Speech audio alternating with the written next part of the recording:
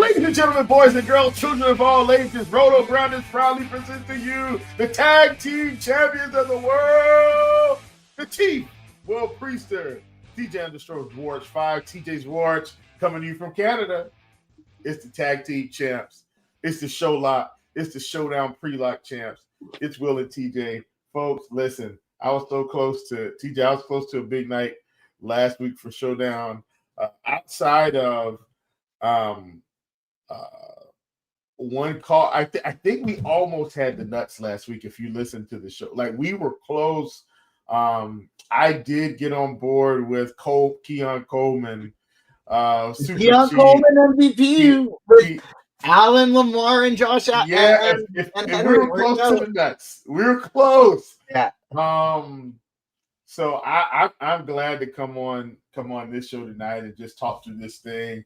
Actually, I hope this is another really good game. I know we've got and I'm air quoting here, TJ, rookie quarterback facing the Vikings defense that's just going to give him so many looks, so many blitzes. So I'm excited to see how Michael Penix does. Excited to see how JJ McCarthy does. Had a rough start to the game, but got rolling late. Does he carry that momentum into this game at home against the Falcons? And this total is 44.5, so high enough. Do we see some fireworks in this game? Who knows? But excited. I do think it's still a really good game for Sunday Night Football. Two young quarterbacks and two interesting coaches. TJ, how are you doing today? Doing very well. Almost, yeah. Like I was saying, I can't remember if I brought this up already, if this was pre-show or what, but almost had myself a really big day today. I had a Goff and the Lions onslaught stack with St. Brown, Jameson Williams, ran it back with a Dunze. But unfortunately, it also had Sam Laporta, who got carted off the field in the first quarter. So had I gone elsewhere with the tight end, it would have been a five-figure big day, but instead we still made some money, so it's fine, carrying us into the Showdown Slate. Like you said, we almost binked it last Sunday night, and so hopefully we can get there tonight. Yeah, absolutely. I'm excited about this slate. We're going to hop right in this thing, folks, so bear with us. We will talk DraftKings and FanDuel. I am playing FanDuel for what it's worth. So we will have both covered. I know TJ. I'm sure TJ's playing DraftKings. TJ probably playing a little bit of both. Just DraftKings actually. Okay. I did all my FanDuel entry fees were just like whatever was left over from the no sweat stuff, and so I put them all on this morning, and I don't want to deposit more over there, so I'm just utilizing DraftKings. Okay, and so cool. So you're playing DraftKings. I'm playing FanDuel, and it looks like we're going to have both sides covered no matter what, which is fantastic for the viewers, for the listeners. So, and then the other thing too, FanDuel, with the fact that they're putting their MVP, which is 1.5 the salary now, it's a little bit more comparable for the show. So both sides are a lot more similar outside of some glaring pricing differences that we may see here and there. We're always going to start the captain or MVP spot because obviously that's where, I feel like the money is made, TJ, if you will. If you can nail the MVP or the captain, usually that's going to set you up for success and help the rest of your lineup fill itself out. So what are your thoughts? I have my thoughts about how I feel like I want to approach the MVP slot tonight, but we'll kick it over to you first. Who do you like most for MVP, and we'll work it back from there? Starting on FanDuel or just we can start on DraftKings. We can start on DraftKings. Yeah. So it's so interestingly evenly split among all of these guys from an ownership and projection standpoint. I find it very interesting. Like nobody projecting for more than 12% ownership in the captain position. Bijan, JJ, Penix, London, McCarthy, all kind of looking like equally viable options here. I think my favorite of the group, if I'm playing like a single entry, I want to make sure I cash a cash game, something like that, I'm going Justin Jefferson. He just, to me, has a ceiling that is uncomparable to all of these other guys. He is absolutely incredible. He's the best receiver in the league. And so Justin Jefferson would be my first choice. But my favorite for tournaments tonight, I think, is Drake London. I'm building 3 lineups on DK. One of them's Justin Jefferson captain. The other 2 are Drake London captains. He got hurt, not able to hold on to a touchdown in his last game, but 16 targets. Like, he just gets absolutely peppered with targets anytime Michael Penix is his quarterback. And so I don't think his price is where it should be. I think it should be a couple thousand higher. And so Drake London is going to be my first choice at captain, followed by Justin Jefferson. I think third would be JJ McCarthy. All of these choices are very close together. But the 2 that I'll probably be lightest on at the captain among this group are Penix and Bijan Robinson, 2 guys that I'm not really getting to. Okay, so question for you, TJ. On that note, let's say you're playing single entry tonight. Is London your primary target if you're playing single entry? Or are you going a different direction? London would be mine, yes. But having said that, I do think that like Justin Jefferson would be my first choice to be the optimal captain. I just think in single entry, he's going to end up getting quite a bit higher owned than London will be. Okay. All right. Sounds good. So for me, I like London because of the targets, obviously. I like Justin Jefferson because I think Justin Jefferson's targets are going to stabilize also. Played a Bears defense last week. First game for a rookie quarterback coming off injury. I don't think McCarthy played any during the preseason. So I think he was rusty just to start out. And then playing a division game at that, TJ, right out of the gate. So I think McCarthy should look better today, especially with him being at home in the dome. I'm looking for him to play better. He didn't play. He looked a lot better down the stretch in that game. So once again, let's hope that carries over. I'm team Justin Jefferson captain despite the Drake London targets. So I think we're both thinking wide receiver. I'm just leaning a little bit more on the Minnesota side here. TJ, elephant in the room for me is Bijan up top, most expensive outside of a big touchdown catch last week or run. I think it was a catch. He really wouldn't have had a whole lot of fantasy points. I don't think Bijan's worth it tonight, but I could be wrong. I think the receivers are at the top, and then if I'm looking on FanDuel, I think the quarterbacks are really in play here also with where they're priced. But that's just me. What are your thoughts on Bijan? I'm not team Bijan captain for what it's worth. I'm leaning more true passing game than Bijan. What are your thoughts? Yeah, I'm not against him by any means. He's just so expensive, and I would rather, if I'm paying a similar price, go like Justin Jefferson's cheaper than him on both sites. I would just rather play Justin Jefferson, especially at comparable ownership. And so I'm off of Bijan Robinson tonight. I would much rather play Justin Jefferson, honestly, at the captain and at the flex position. Like if I were playing more lineups, sure, I would be playing some Bijan Robinson, but in only 1, in only 3, even in 5, I think I'd be just going Bijan list tonight, especially considering Tyler Algier's price, especially on DraftKings, sticks out like a sore thumb. Okay. And then last but not least, so we heard speak out of camp that this was the year, right? And I know we've been talking about this, TJ, but this was the year. This was the year Kyle Pitts was going to get all these targets, right? We heard his quarterback saying, look, Penix is saying, look, I plan to throw a lot of passes to Kyle Pitts. I pull up week 1. Kyle Pitts got 8 targets. That if Kyle Pitts consistently gets 8 targets, TJ, his price is going to have to come up because eventually catching 7 passes a week, that's not going to happen every week. But my point is, if he keeps that type of target volume, the big games are going to come. Now we know Darnell Mooney was out of the fold, so I get it. But my question is, with a price like that for Kyle Pitts on DraftKings, he's pretty cheap, and on FanDuel, he's pretty cheap for your MVP spot. how are you feeling about a guy like Kyle Pitts tonight in the MVP spot, who could also open it up similar to Keon Coleman last week? And then we can jam in a couple of studs. What are your thoughts on Kyle Pitts?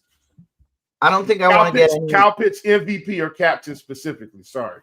Yeah, like I think I'll feel differently when we get to flex, but at the captain/MVP, I don't think I really want to get there with Kyle Pitts. I'll probably just be sticking in this expensive range. There's none of these guys that really stand out to me, except for maybe in a very specific build, Jordan Mason. I think building a game script where the Vikings kind of kick Atlanta's butt a little bit, I think it'd be viable to go Jordan Mason MVP, put yourself a Vikings defense in there and do a Vikings onslaught. I think that would make sense a little bit. I think he'd be my favorite cheap option. And then, like, if you're feeling super crazy, I don't think it's nuts to do Tyler Algier and just do the opposite of what we just said in Jordan Mason. You know, like he might get some goal line work. He'll get more work if the Falcons having to be played from a big lead. It's the Falcons defense is also super cheap, so you can pair them together and then play Bijan, London, Jefferson, all of these different guys with him. Get your expensive guys there and just say, hey, the Falcons are playing with the lead all game. Algier punches 2 in from close. I think Algier and Mason, the 2 RB2s, are the ones that I would be most tempted to do it with a very specific game script build. Okay. I don't hate that. Let's go ahead and move the flex, TJ. And before we dive into it, let's talk about Jordan Mason specifically. So we saw Jordan Mason, in a sense, get the bulk of the carries in the running game. And quite frankly, Jordan Mason looked really good against a Bears defense that generally is pretty stout up front. So once again, Mason looked good. Still a rookie quarterback.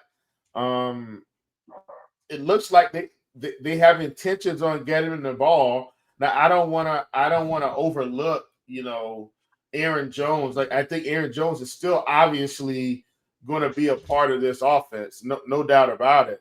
But it seems like they were very intentional about getting Jordan Mason involved last week, including his 15 carries out of the backfield. So if this is very much a split backfield, Mason is going to carry a lot more value than Aaron Jones until the prices catch up with each other.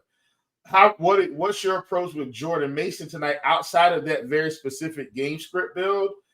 And do we just like him more than Aaron Jones straight up because of one game? Or are we going to overreact to one game, which was last week against the Bears? This one's actually totally site dependent for me. Jordan Mason's a little extra cheap on FanDuel, and so I like him a lot more than Aaron Jones over there, especially considering it's half point per reception on FanDuel, where it's a full point per reception on DraftKings. This is kind of one spot where in week 1, the coach speak kind of lined up to exactly like they did what they said they were going to do. Aaron Jones heavily involved in the passing game, was on the field for 70% of their pass plays. And Jordan Mason was heavily involved in the run game we saw with those 15 carries. And so I think DraftKings, where it's point per reception, Atlanta hit a team that struggles defending pass catching running backs. I think Aaron Jones is an awesome play over there. On FanDuel, where you don't get the point per reception, we're valuing touchdowns a little bit more. I love the idea of utilizing Jordan Mason there as a salary saver. And it doesn't even have to be ideally you do it in a build that correlates with the Vikings playing with the lead, but I don't even think that's necessary over on FanDuel, because even if they are playing from behind, all you need is for him to get some goal line work. Yeah, absolutely. And for what it's worth, I am going to use Mason on FanDuel. He's $7K, getting a big discount from Aaron Jones. So for what it's worth, everybody, Mason is semi-staple for me on FanDuel tonight. All right, TJ, so we've kind of talked about that. Those were a couple of specific things that I wanted to address before we kind of got into the specifics of the quarterback position. And folks, let's address your DFS success. Are you looking to get into the NFL DFS access this season? Why not get more bang for your buck with this Combo Pro deal? For a limited time, you can finish your first month of Combo Pro for just $79.99. That's only $5 more than an NFL DFS monthly subscription. Folks, let me say that again. That's $5 more than a monthly subscription for just one sport. Don't pass up this elite value. Get the Combo Pro for $79.99 today. All right, well, hopping right into this thing. TJ, let's go top down. Quarterback. We've got two young quarterbacks. We've got McCarthy at home. We've got Penix on the road facing what's going to be. This is going to be an aggressive Flores defense. They're going to come after him, TJ, but they should also be behind. What are your thoughts about the quarterback position as it stands right now? I like Michael Penix for him being behind, having to sling this ball around. God forbid Atlanta jumps out early on Minnesota and just screws up the game script I have in my head. But the game script I have in my head is that Atlanta should be behind and should have to pass the ball a bit more frequently. What are your thoughts about the two quarterbacks we see tonight? Yeah, I feel very similarly as well, and I'm prioritizing both of these guys. So in my three lineups, I have JJ in all three. I have Penix in two of them. I was messing around with some potential builds of like maybe fading JJ McCarthy in one of them, and that's where I'd plug in a Jordan Mason on DraftKings, but I just didn't like how the build looked. And so I ended up just kind of foregoing that route. And then so I have JJ in all three. Really like both of these QBs, though. If I'm only choosing one, it's JJ, but I do want to try and prioritize getting both. Yeah, I like them both for sure, TJ. I'm with you 100%. I'm playing a little bit of the game script game, and I'm playing Penix from behind, having to pick up maybe a bit more yardage in the second half to try to either keep up or catch up, if that makes any sense, TJ. I think one of the two should be occurring for this Atlanta Falcons offense. I'm with you. I like them both. Let's move to running back. We have talked about Mason. We have talked about Aaron Jones. We've even talked a bit about Bijan, but we haven't talked about them necessarily in the flex, where Mason and Algier, I think, are premier flex options for us today. What are your thoughts? Once again, I do like Mason a bit more than Algier just because his volume was there. But make no mistake about it, Algier has seen his role in his offense, and when he gets 10 to 12 carries, he's shown that he can produce on a consistent basis as well. What are your thoughts about the running back position top down? Yeah, Jordan Mason definitely stands out on FanDuel where he's really cheap. On DraftKings, though, 3K Tyler Algier stands out to me as by far the best salary saving option. 4,200 on FanDuel, though. I mean, that's still good. It's still good. 3K on DraftKings. Just there's no one else really playable in that range. I like Naylor, Falcons defense, and Algier, all three in that range. But then as soon as you go below, it is just disgusting on DK. And so Algier, I think, is a really good play today. 10 carries in his first game. Yes. We know he should get some goal line work. Hopefully, if they get there, it's just too cheap for a guy that's probably going to touch the ball 10 times. Yeah. And let's hope he does. I took his over.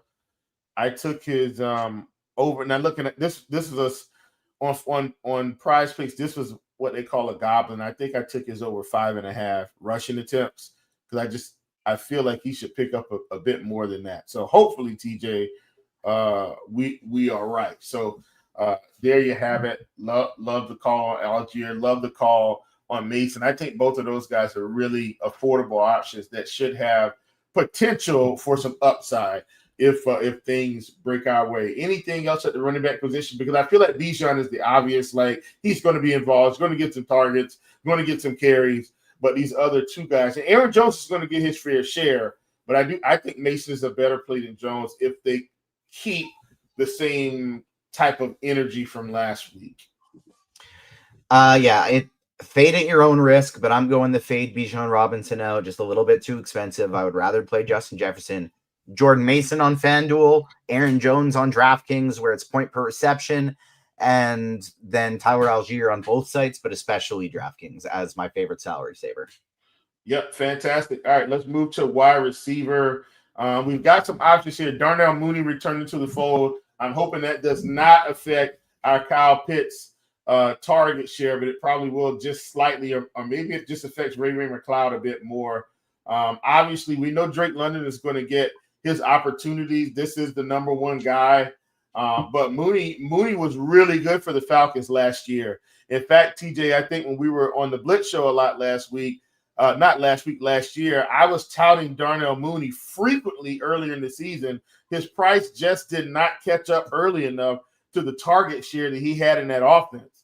And so if he comes back, I believe Michael Penix should be slinging the ball around. Darnell Mooney does have his form of value. How are you viewing London versus Jefferson, which I think you're going to lean London because I think London gets more targets than Jefferson. I think Jefferson has the same upside. And then how are you viewing Darnell Mooney versus everybody else? Because it looks to me like when you got Jefferson, Thielen, Naylor, and then London, Mooney, Ray, feels like London and Mooney should kind of carry the load here from Atlanta for the wide receiver room. And then Justin Jefferson is in a class of his own in this Minnesota offense. I'll turn it over to you, TJ. Thoughts on London versus Jefferson straight up, and then let's get to the secondary guys.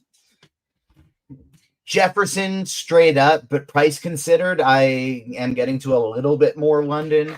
They're both the best though. I'm prioritizing those two, and no one else, no other receiver is a priority. If I land on them, great, it's fine. No other receiver is it's not like I'm anti Darnell Mooney, Ray McLeod, Adam Thielen, Jalen Naylor. I'm not anti anybody, but it's Justin Jefferson and Drake London as the number one priorities, and anybody else that lands in my lineup, great, sure, fine, I'm happy with it. And so I have Adam Thielen in one. I ended up with Jalen Naylor in just one, but I do think he is a really nice salary saving option on a slate that we really do need the salary savings. He played 93% of he ran 93% of routes in his first game. And so Jalen Naylor is, I think, even though he didn't get a ton of targets, a really strong play on both sites where he's nice and cheap. And then, Mooney, if you can get there, great. I don't have a lot of lineups that I just have that amount of salary remaining. Ray McLeod, totally fine, but I think I prefer Will Reichert. Same with Adam Thielen. On DraftKings, I prefer Reichert. On FanDuel, they're not the kickers are priced up more, so I don't feel that way. But on DK, I think I like Reichert and Romo a little bit more than Thielen and McLeod.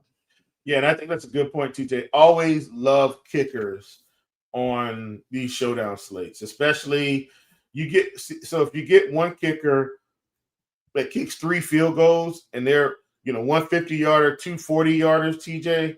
I mean, that helps you tremendously. And then maybe they kick 2 extra points. Double digits from your kicker always seems to pay off, and so I love that for them. Anything else at wide receiver before we move on? No, that'll be it. Okay. All right, we're going to tight end here. Got 2 what I feel like are good ones.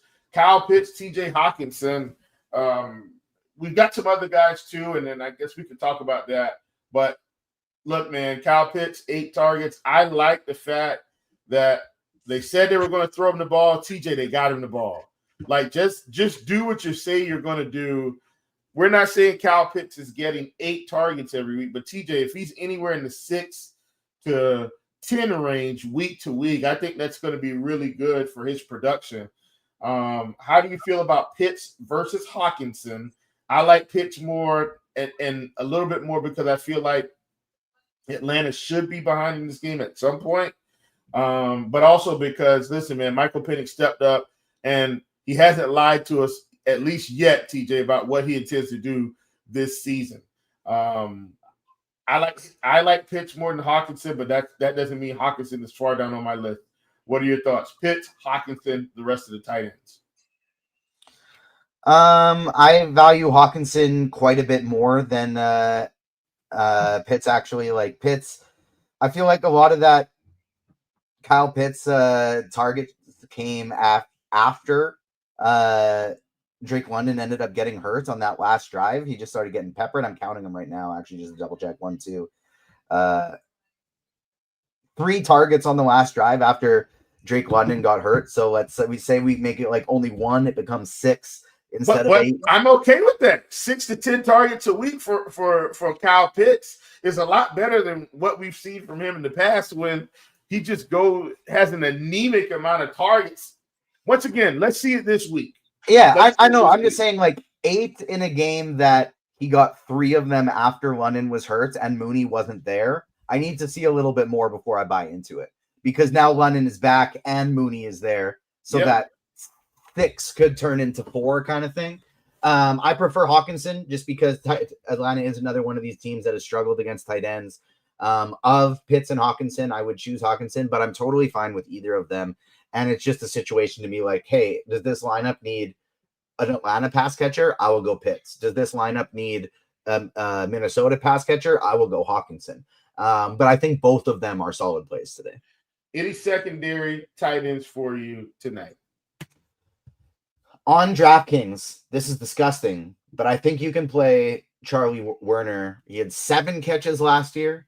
He had no targets last week, but this is their number 2 tight end behind Pitts. He's usually blocking, but there is just no value down here.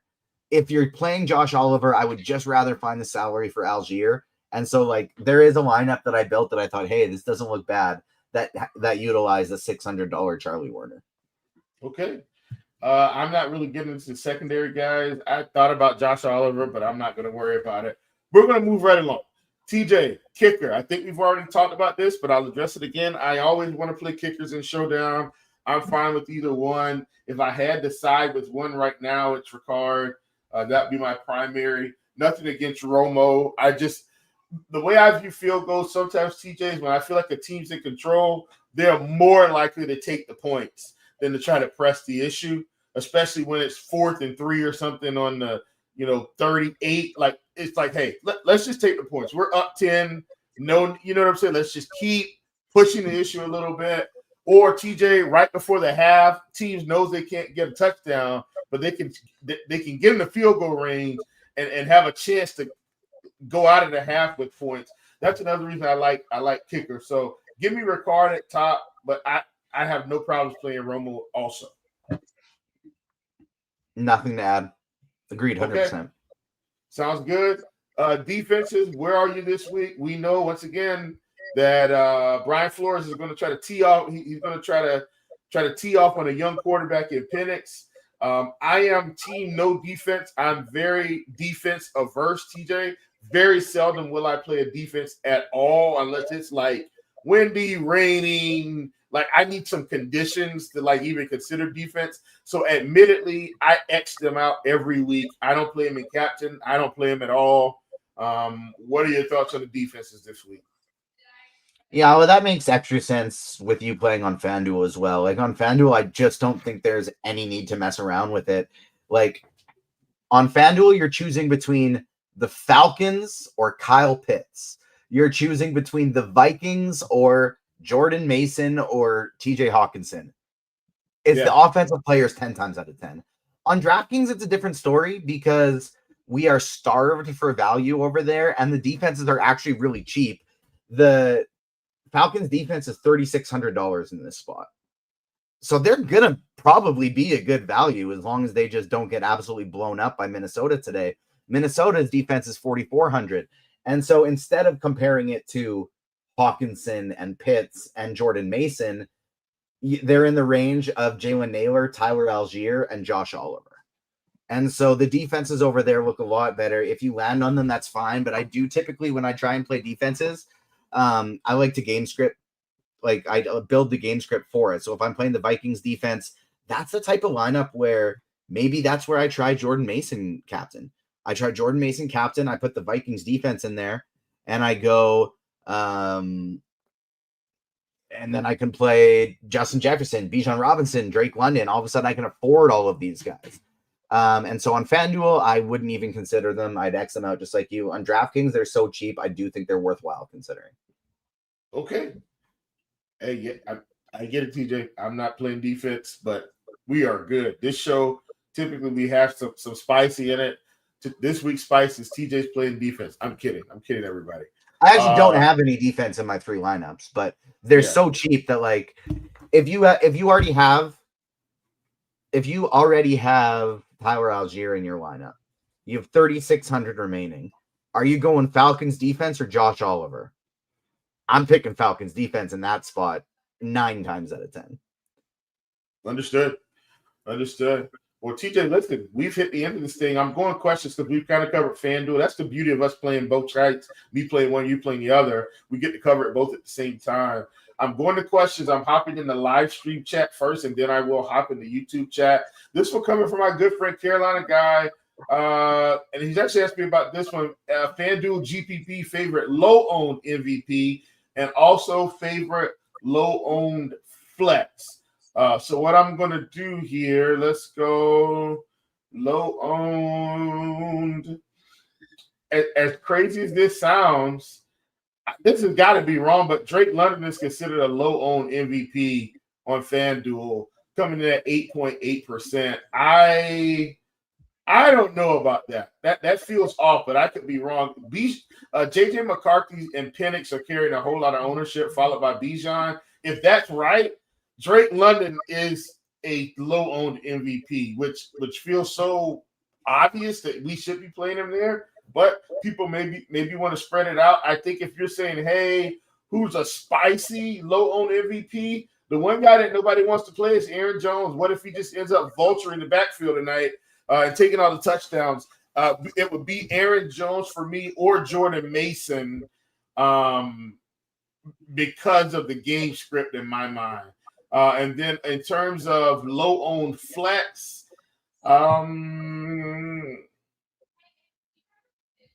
I guess this guy is semi-low-owned. Let's go Adam Thielen for 5,400. Old man Adam Thielen. Nobody wants to play him. He's 5,400, TJ. He could very well catch 4 or 5 balls tonight and get in the end zone. 4 catches, 50 yards and a touchdown gets it done for Adam Thielen at that price. We're not asking him to be game-changing. We're just saying he does enough to get it done. All 3 receivers in that range, all projecting to be low ownership. Ray McLeod, Jalen Naylor, Adam Thielen, all 3 of them on FanDuel. I like their price tags. Yep, absolutely. Going back to the live stream, this is a DK GPP. This is coming from D-Rock, TJ. If running 3 Atlanta receivers, would you rather have London or Penix at captain? If one of them is Mooney, where it costs a little bit more to get him, I would go Penix. But if the other ones are like Ray McLeod and somebody cheap, then I would go London because it's easier for them to pay off their price tags without scoring. Could be Kyle Pitts also. He didn't specify like tight end or wide receiver. Like if it's Pitts and Ray, I'm okay with London captain. If Mooney's one of them, I would rather go Penix. Okay, sounds good. I am hopping back into the YouTube chat, and TJ, looks like you've already answered that question. Okay, so TJ's already answered that question, folks. If you have any more questions, let us know. Otherwise, we're going to get out of here. And this was coming from Yeezy. If you were playing one lineup, would you have him in it? And I'm assuming he's talking about TJ. He's talking about Warner or Hawkinson. Charlie Werner, yeah. One lineup I would not know.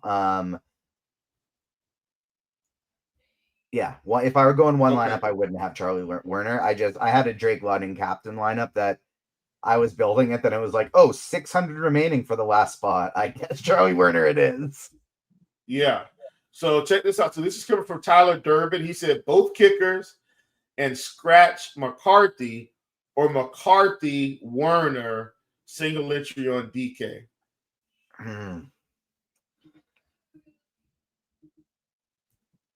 That's tough. I think I would go McCarthy and Werner.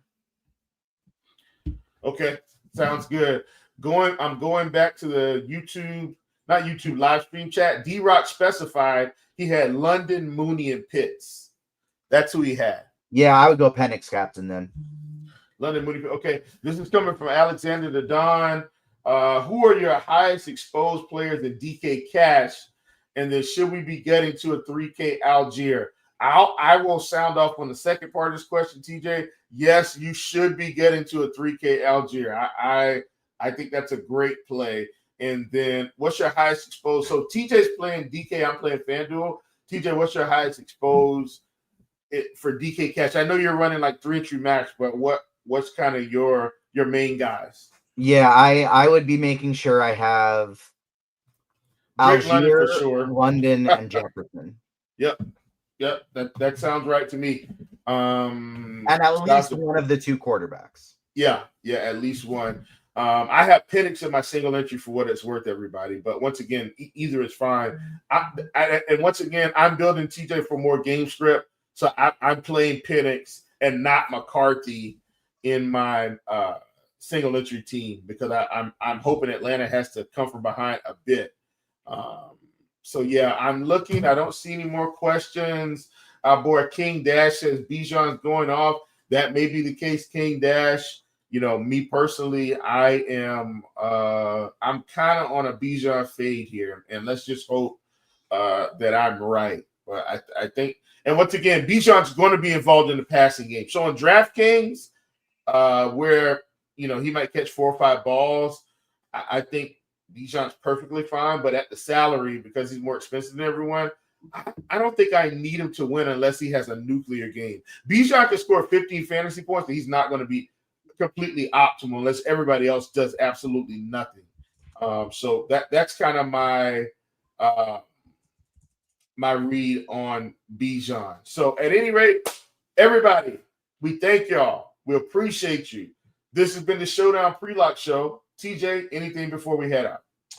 No, that'll be it. Thanks so much for tuning in, everyone. Good luck. Hopefully we can have the same goodwill as last week when we went all in on Keon Coleman. Hopefully we can run that back today with, feels a little grosser, but Tyler Algier.